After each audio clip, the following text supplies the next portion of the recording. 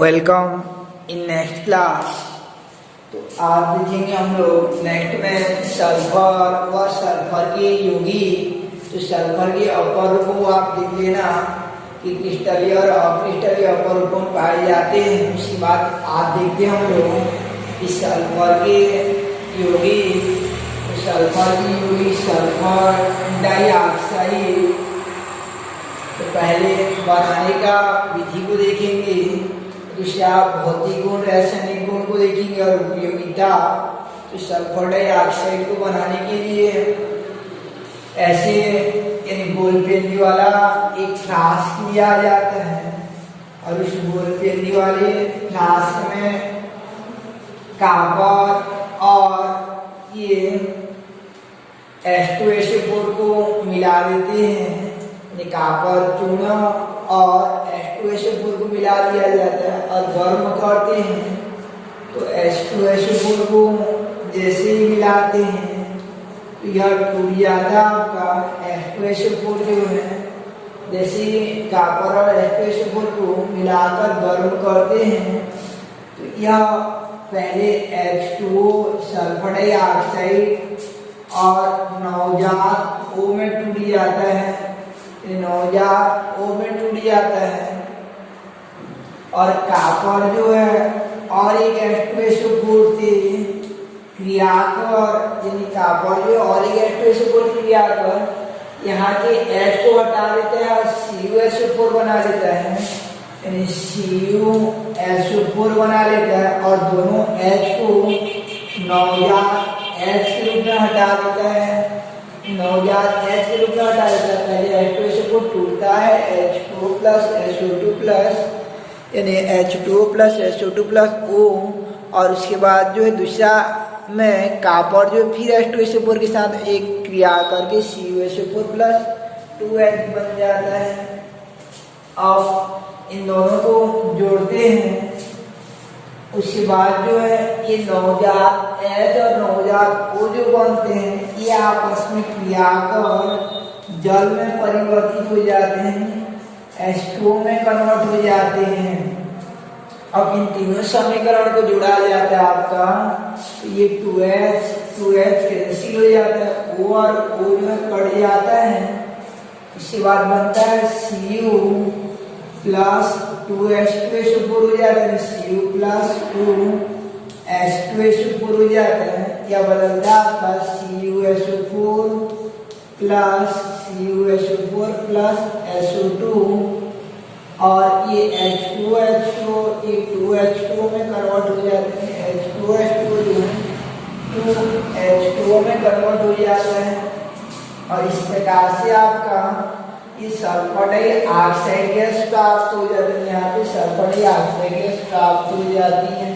तो इस प्रकार से प्रयोगशाला में आपका इस सल्फर डाइऑक्साइड को बनाने के लिए सल्फर डाइऑक्साइड गैस को बनाने के लिए आपका कि प्रयोगशाला में सल्फर डाइऑक्साइड गैस को बनाने के लिए इस सल्फर डाइऑक्साइड गैस प्राप्त करने के लिए गोल पेंदी वाला फ्लास्क में तांबे की छीलन को और सल्फ्यूरिक अम्ल को लेकर गर्म करते हैं, जिससे इस प्रकार से आपका मिल जाता है सल्फर डाइऑक्साइड गैस प्राप्त हो जाता है।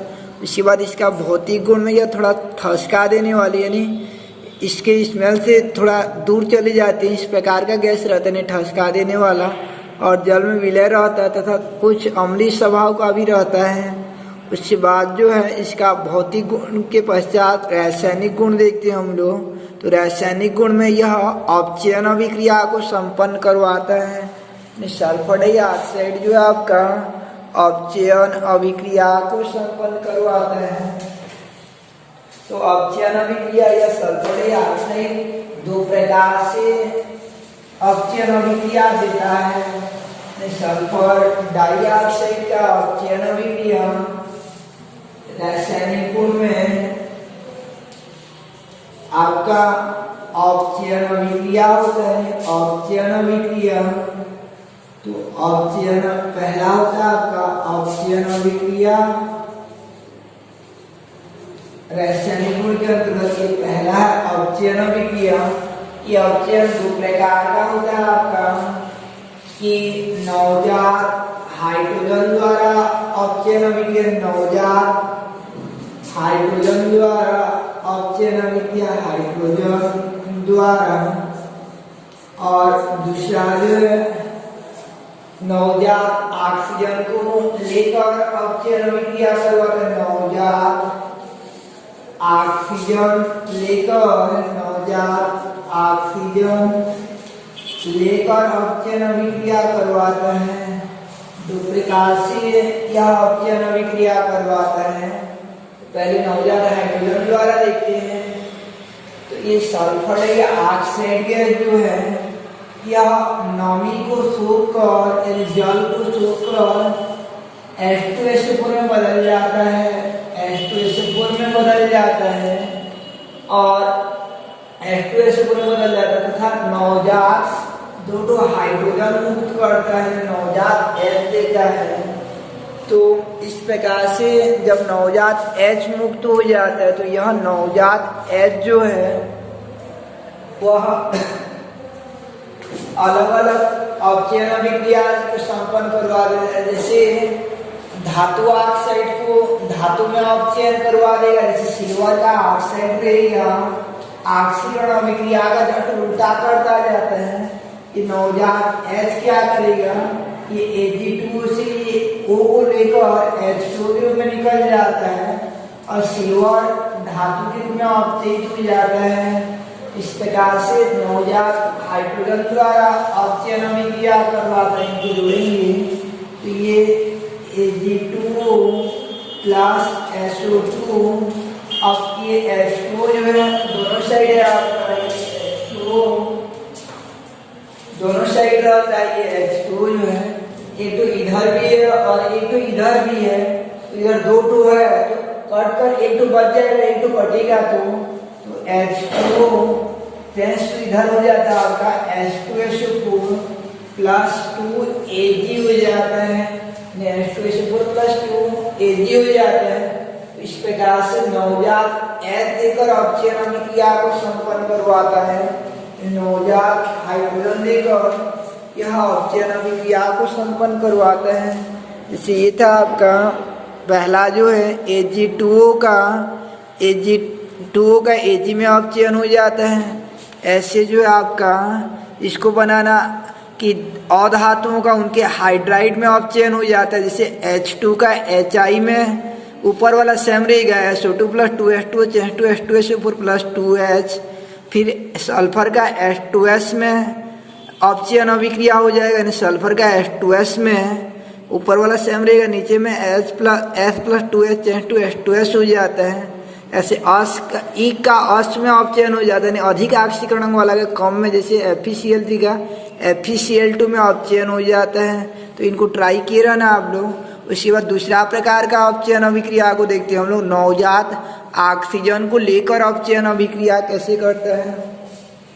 यदि जहाँ पे आपका नवजात ऑक्सीजन रहेगा, यानी नवजात ऑक्सीजन रहेगा, उस नवजात ऑक्सीजन को लेकर अपचयन अभिक्रिया कर देता है। जैसे ओजोन का ऑक्सीजन में अपचयन अभिक्रिया, ओजोन जो है नवजात ऑक्सीजन देने वाला रहता है, तो इस नवजात ऑक्सीजन को ये SO2 क्या करता है आपका, यानी SO2 जल की उपस्थिति में लेकर इसको अपचयित कर देता है।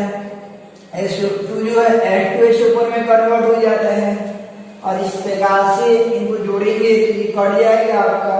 तो SO2 plus O3 plus H2O O2 plus H2SO4, यानी जो नवजात O देते हैं उनको ये नीचे वाला स्टेप में जो है उस O को ये SO2 लेकर अपचयन अभिक्रिया करवा देता है। जैसे O3 को O2 में अपचयित कर देता है। तो इस प्रकार से यह अपचयन अभिक्रिया को संपन्न करवा देता है, यानी अपचयन अभिक्रिया संपन्न करवा देते हैं। तो ऐसे जो है आपका H2O2 को भी H2O2 जैसे टूटता है H2 और O में, उसके बाद नीचे वाला स्टेप में यहाँ समान रहता है SO2 plus O plus H2H H2SO4, तो H2O2 को H2O में कन्वर्ट कर देता है। ऐसे O3 वाला ये हो गया था आपका। अब यानी HNO3 को भी यानी HNO3 भी जैसे नवजात ऑक्सीजन मुक्त करता है, HNO3 टूटता है NO2 प्लस H2O प्लस नवजात O में, तो उस नवजात O को लेकर H2SO4 में कन्वर्ट हो जाता है। तो इन अभिक्रियाओं को बनाना, इसमें नीचे वाला स्टेप समान रहता है और इसके पहले जो देखे थे नवजात H देने वाला, उसमें ऊपर वाला स्टेप जो समान रहता है। उसके बाद जो ये H2SO4 का उपयोगिता, तो H2SO4 का उपयोग एंटीक्लोर के रूप में किया जाता है, विरंजक के रूप में किया जाता है। यानी H2SO4 का उपयोग, ये SO2 का उपयोग जो है आपका, SO2 का उपयोग विरंजक के रूप में किया जाता है। जैसे यह नवजात H देता है, तो ये नवजात H क्या करता है कि इसके नवजात H जो रंगीन पदार्थ के साथ क्रिया कर उसको रंगहीन कर देता है, कलरलेस करवा देता है, रंगहीन हो जाता है। और इस प्रकार से जोड़ेंगे तो रंगीन पदार्थ plus SO2 plus 2H2 H2SO4 plus colourless हो जाता है, रंगहीन हो जाता है। इस प्रकार से आपका यह रंगीन पदार्थ को रंगहीन में कन्वर्ट कर देता है। तो अपचयन अभिक्रिया संपन्न करवाता है और विरंजक अभिक्रिया संपन्न करवाता है। विरंजक मीन्स होता है जो कलर को गायब करवाते हैं, उनको विरंजक कहा जाता है। और ये SO2 का उपयोग जो है एंटीक्लोर के रूप में किया जाता है। याद रखिएगा ये, तो एंटीक्लोर क्या होता है, जैसे क्लोरीन द्वारा विरंजन क्रिया होती रहती है, बाद में क्लोरीन द्वारा विरंजन क्रिया पढ़ेंगे। तो क्लोरीन द्वारा होने वाला विरंजन क्रिया में अतिरिक्त क्लोरीन को हटाने के लिए जिनका उपयोग करते हैं उनको एंटीक्लोर कहा जाता है। तो ये SO2 जो एंटीक्लोर के रूप में काम करता है, नवजात H देता है और उस नवजात H अतिरिक्त Cl के साथ क्रिया कर बाहर निकल जाता है। तो इस प्रकार SO2 को एंटीक्लोर के रूप में उपयोग किया जाता है, विरंजक के रूप में उपयोग किया जाता है और विलायक के रूप में उपयोग किया जाता है। इसके बाद देखते हैं हम लोग इस सल्फर के ऑक्सी अम्लों की संरचना। जैसे फास्फोरस का बताया गया था ऑक्सी एसिड स्ट्रक्चर, इस सल्फर के ऑक्सी अम्लों की संरचना।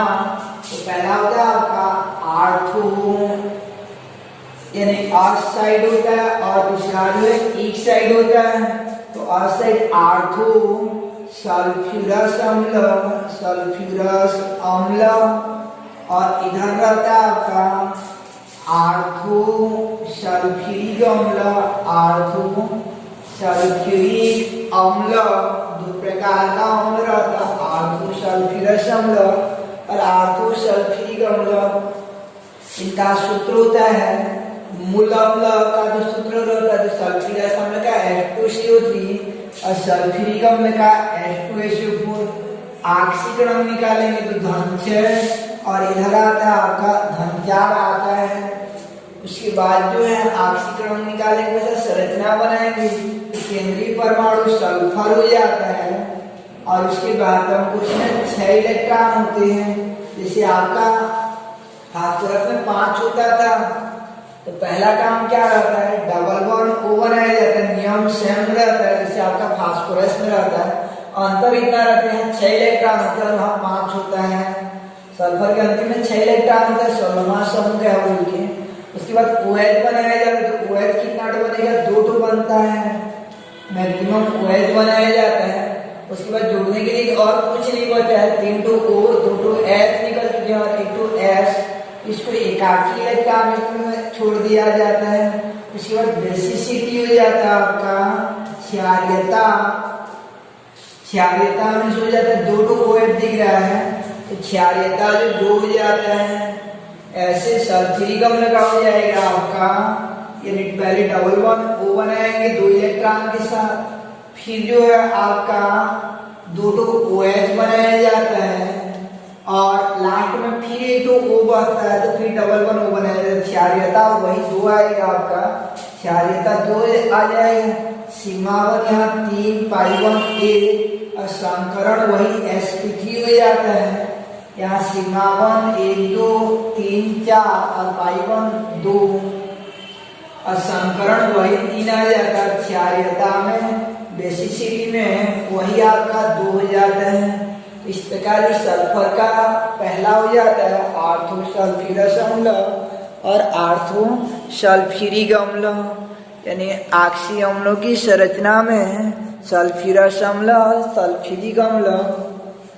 उसके बाद जो दूसरा होता है मेटासल्फ्यूरस अम्ल और मेटासल्फ्यूरिक अम्ल। याद रखिएगा, मेटा में जो है जल को बाहर निकालना, तो जल को बाहर निकालेंगे, दोनों H को बाहर निकालेंगे तो H नहीं बचेगा, H नहीं बचेगा तो अम्ल के रूप में नहीं रहेगा। तो इस प्रकार इसका मेटा रूप नहीं बनता, याद रख रहे हैं ना। तो तीसरा देखते हैं हम लोग, यानी सीधा जो है तीसरा होता है हाइपोसल्फ्यूरस अम्ल और हाइपोसल्फ्यूरिक एसिड। तो हाइपो मीन्स क्या होता है, मूल अम्ल माइनस O, मूल अम्ल से एक O को निकाल देते हैं, तो एक O को निकाल देंगे तो ये 2 हो जाएगा आपका, और ऑक्सीजन अम्ल जो है आ जाएगा 2 में 4 में 2 जाएगा तो 2 हो जाएगा। और ये साइड हाइपो को बनाया जाता है आपका, मूल अम्ल का दुगुना करते हैं, फिर H2O निकालते हैं, फिर आपका जल निकाला जाता है। तो सूत्र को निकालोगे तो आपको मिलेगा H2SO6 मिलेगा। ये हाइपोसल्फ्यूरिक अम्ल का सूत्र हो जाता है। और ऑक्सीजन 6×12 में 2 जाएगा 10, और 2 सल्फर का 10 है तो 1 हो जाएगा आपका 5 हो जाता है। इस प्रकार से अब इसका संरचना बनाएंगे हम लोग, यानी संरचना बनाते हैं। तो संरचना इस प्रकार एक ही जो है, एक सल्फर है तो पहले डबल बॉन्ड O डालेंगे, फिर दूसरा नंबर पर OH बनाया जाता है तो केवल एक ही तो OH बनेगा, क्योंकि एक तो O बना है, एक डबल बॉन्ड बना चुका है। और ये सिंगल बॉन्ड H हो जाएगा, एक तो H बन गया है, और एकाकी इलेक्ट्रॉन हो जाता है। क्षारीयता इसमें 1 हो जाएगा, क्षारीयता कितना होगा 1 हो जाएगा।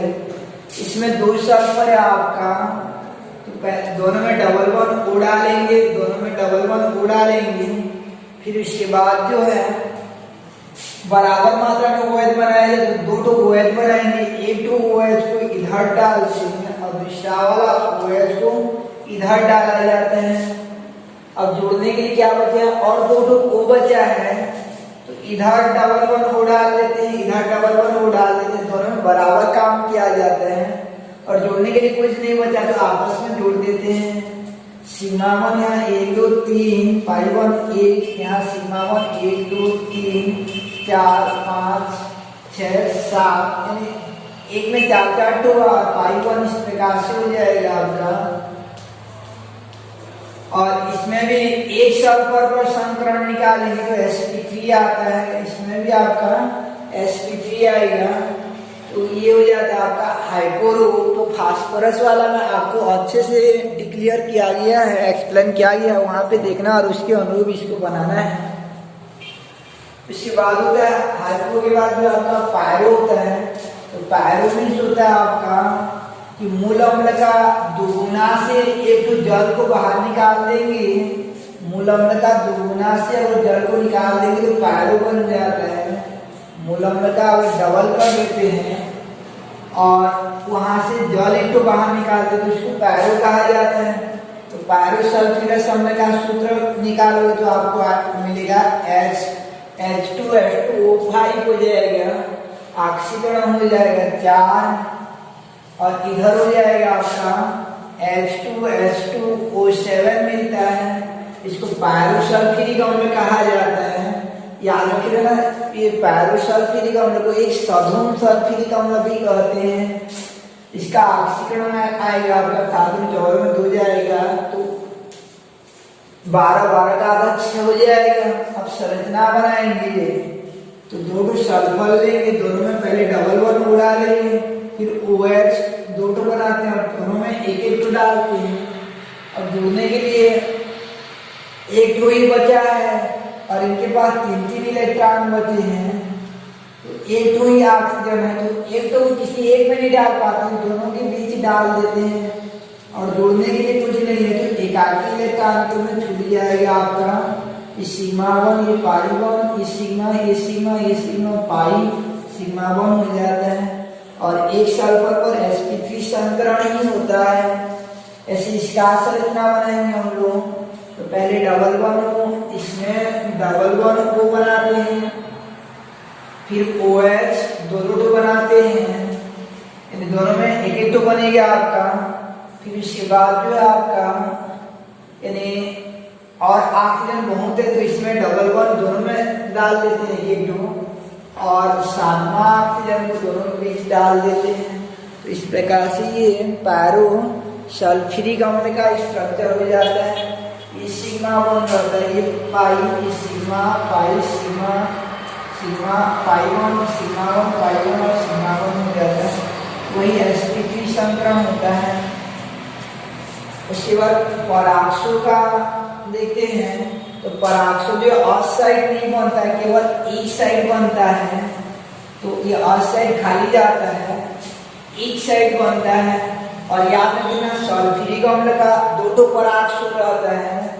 सल्फ्यूरिक अम्ल का दो पराक्सो रहता है। पहला पराक्सो मोनोसल्फ्यूरिक अम्ल और दूसरा पराक्सो डाइसल्फ्यूरिक अम्ल होता है। पराक्सो डाइसल्फ्यूरिक अम्ल। तो पराक्सो मोनोसल्फ्यूरिक अम्ल किसे कहेंगे? तो जो मूल अम्ल रहता है आपका मूल सल्फ्यूरिक अम्ल, मूल अम्ल में एक तो O बढ़ जाएगा तो इसे पराक्सो कहा जाता है। तो मूल अम्ल में एक तो O बढ़ा देंगे तो इसे पराक्सो मोनोसल्फ्यूरिक अम्ल कहते हैं। अब इसका संरचना हम बनाएंगे तो सल्फ्यूरिक अम्ल का जैसा संरचना रहता है पहले वैसा बना देते हैं। इस सल्फ्यूरिक अम्ल का H2SO4 का और पांचवा O को क्या करते हैं यहाँ पे डाल दिया जाता है। ये पांचवा O की संरचना हो जाती है और सिग्मा ये पाई सिग्मा 1 हो जाता है। ऑक्सीकरण जो है इस आधार पर निकाला जाता है, इनको -1 करके निकाला जाता है। -1 अब इन वाला ऑक्सीजन को -2 के आधार पर निकालते हैं। फास्फोरस वाला बताया गया था ऋण 2 ऋण 6 ऋण 7 ऋण 8 में 2 जाएगा तो इसका ऑक्सीकरण में आएगा 6 आ जाते हैं। और पराक्सो डाइसल्फ्यूरिक अम्ल का संरचना बनाने के लिए क्या किया जाता है कि मूल अम्ल का दुगुना कर देते हैं। मूल अम्ल का दुगुना कर देते हैं। मूल अम्ल का दुगुना क्या होता है? ये H2SO4 का डबल कर देंगे तो ये H4H2O8 हो जाता है। अब जल एक तो बाहर निकालते हैं, उसके बाद O को जोड़ा जाता है इसका पराक्सो बनाने के लिए। तो ये हो जाएगा आपका दो H निकल जाएगा तो H2O7 हो जाता है। फिर उसके बाद जो है आपका O को जोड़ा जाता है तो ये सूत्र बन जाएगा H2SO8 हो जाता है। तो पराक्सो डाइसल्फ्यूरिक अम्ल हो जाता है। इसका संरचना बनाएंगे तो H2SO7 का संरचना था आपका। दोनों में पहले डबल बॉन्ड डालेंगे, फिर दोनों में एक एक तो OH डालेंगे। क्योंकि ऑक्सीजन बहुत मात्रा में है इसलिए डबल बॉन्ड डाल देते हैं। अब फिर भी ऑक्सीजन बच जाता है, 3 6 तो निकला फिर भी 2 बचता है और दोनों के पास एक ही इलेक्ट्रॉन है। तो 7वां और 8वां ऑक्सीजन के दोनों के बीच जो है एकल बॉन्ड द्वारा जोड़ देते हैं। इसमें ऑक्सीकरण निकालेंगे तो ये एकल बॉन्ड यानी पराक्साइड बॉन्ड कहा जाता है। O के भी सिंगल बॉन्ड रहता है तो पराक्साइड बॉन्ड कहते हैं। पराक्साइड में ऑक्सीजन का ऑक्सीकरण -1 होता है। तो ये -1 अब ये -2 हो जाएगा आपका ऋण 6 12 और ये 2 14 हो जाएगा। 14 में 2 हाइड्रोजन कम हो जाएगा तो 12 का फिर आधा तो ये धन 6 हो जाएगा इसका ऑक्सीकरण जो है। तो इस प्रकार से ये पराक्सो डाइसल्फ्यूरिक अम्ल का सूत्र हो जाता है। इसको वैज्ञानिक केरो द्वारा किया गया था इसलिए इसको केरो अम्ल भी कहते हैं। और इसको वैज्ञानिक मार्शल द्वारा दिया गया था इसलिए इसको मार्शल अम्ल कहते हैं। तो ये पराक्सो का गुट हो जाता है। इसमें याद रखिए ना मोनो और डाई दो हो जाता है। उसके बाद एक नोट में याद रख लेना, थायोसल्फ्यूरिक अम्ल कहोगे, थायोसल्फ्यूरिक अम्ल। तो थायोसल्फ्यूरिक अम्ल किसे कहेंगे? तो जो साधारण सल्फ्यूरिक अम्ल रहता है H2SO4, इसका संरचना ऐसे होता है H2, यानी पहले जो बनाया गया था H2SO4 की संरचना, H2SO4 की ये डबल वन वाला एक तो ऑक्सीजन की जगह S कर देंगे ना, तो उसे थायोसल्फ्यूरिक अम्ल कहा जाता है। एक तो ऑक्सीजन को कम कर देंगे, 4 में से 3 था और उसकी जगह S डाल देते हैं, तो S दो हो जाता है। तो ये H2SO3 को याद रखेगा, थायोसल्फ्यूरिक अम्ल कहते हैं। और इसका संरचना इस प्रकार से हो जाता है आपका सिग्मा पाई सिग्मा और पाई हो जाता है, वही sp3 संकरण होता है। थायो कब कहा जाता है? जबकि सल्फर यानी ऑक्सीजन के स्थान पर सल्फर आ जाता है, तो उसे थायोसल्फ्यूरिक अम्ल कहा जाता है। तो इतना तक देखना सल्फर के बारे में। उसके बाद कल से स्टार्ट करेंगे ग्रुप नंबर 17 को।